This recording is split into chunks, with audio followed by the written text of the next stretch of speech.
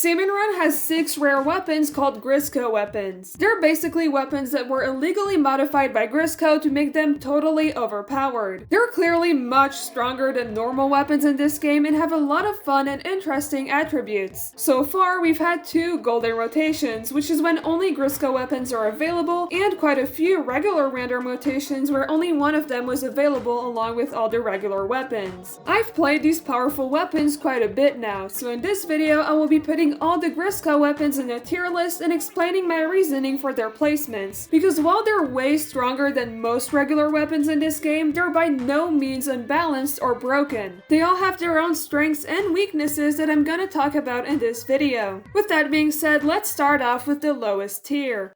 Our lowest tier, C tier, only has one weapon here, and it's the Grizzco Brella. This weapon is clearly the worst out of all the ones here, because while it does have incredible paint at a fast strafe speed with good mobility, there's not much else. It has very low damage and struggles against anything that isn't a chum or small fry. Its range is just alright, but you need to get very close to your target if you actually want the full shots to hit. It's versatile, but in the sense that it's just mediocre in every category except paint. Overall, a very weak weapon that's best used as support to paint for your teammates and to clear hordes of lesser salmonids while the better weapons deal with the bosses. I do enjoy playing every Grizzco weapon, including the Brella, but these issues can't be ignored and it's definitely the weakest in this list.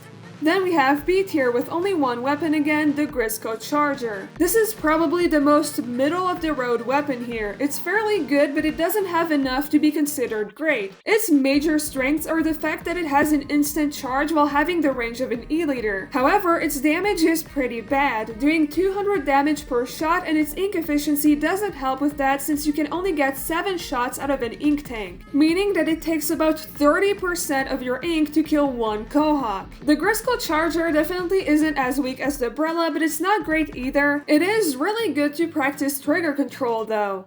Now we have A tier. These are solid weapons that have a lot of cool things to them but still have some pretty big weaknesses. Our first weapon in this tier is the Grizzco Splatana. This is one of the new weapons added in Splatoon 3 and it's the second highest damage weapon in the game with 1200 damage for a charge slash. It has a crazy piercing ability, making it able to one-shot every boss. However, it has a few big problems. The biggest one is range. You need to be very close to your target to actually hit it, and dashes don't help much with this problem. That paired with the low mobility and bad paint makes for very dangerous situations if you're not good at the weapon. You have to put yourself in risky situations if you really want to have an impact. So it's a very powerful weapon, but it has a few weaknesses that holds it back sometimes and makes it the hardest Grizzco weapon to learn. And our second weapon in this tier is the other piercing weapon, the Grizzco Slosher. Now this one is actually one of my favorites, but it has some big downsides. As I said, it can pierce, but it can't one-shot most bosses since it has lower damage. However, it does have very good range compared to the Splatana, meaning that it has better survivability because it can afford to stand further back so the mediocre paint and low mobility doesn't affect it as much. But you only have 4 shots per ink tank, so you'll often get stuck in salmonid ink and get splatted because the second your team is a little overwhelmed, playing this weapon becomes really complicated.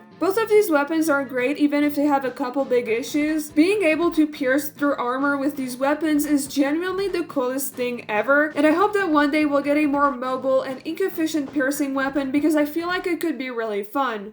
But now we have S tier. These weapons aren't perfect of course, but they are fantastic and can do a lot. And our first weapon here is the Grizzco Stringer. This is the highest damage weapon in the whole game with 1350 damage if all your shots hit, so you can easily one-shot any boss. It also has good paint and range, relatively good mobility, and okay ink consumption. The only problem I've encountered with it is that the 8 shots feel too far apart sometimes when you charge it, but that's probably because otherwise the weapon would be way too broken. Other than that though, it doesn't have any big problems. It's also very fun mechanically since you can shoot vertically when jumping, which gives you a lot of really cool options. I love more complex weapons, so the Grizzco Stringer is definitely my personal favorite. But believe it or not, I don't think it's the best weapon. The best Grizzco weapon is actually the Grizzco Blaster. Now I know some will disagree, but hear me out. This weapon does does have fairly low damage compared to the others, but it makes up for it in every other category. First of all, it's incredibly versatile. It can take care of bosses as well as hordes of lesser salmonids thanks to the large blast radius. The Grizzco blaster can paint, it has good ink efficiency, it has good mobility, it's very versatile, and it's easy to learn, making it a really good weapon for everyone. A lot of the Grizzco weapons take more skill and overall game knowledge to play effectively, but anyone can pick up the blaster and do fairly well on it. It's overall a good weapon that can work for anyone of any skill level. Also, nothing beats the sheer dopamine of hitting 20 blaster directs in a row. While the Brella is easy to pick up as well, it doesn't offer much. The blaster is genuinely a strong weapon with a lot of cool attributes that anyone can have a good time with, which is why I think it's the best Grizzco weapon.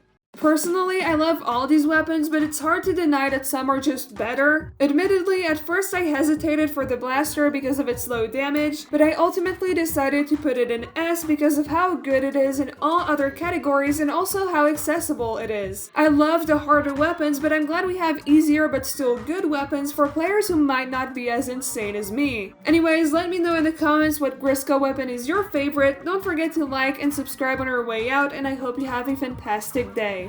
Bye-bye.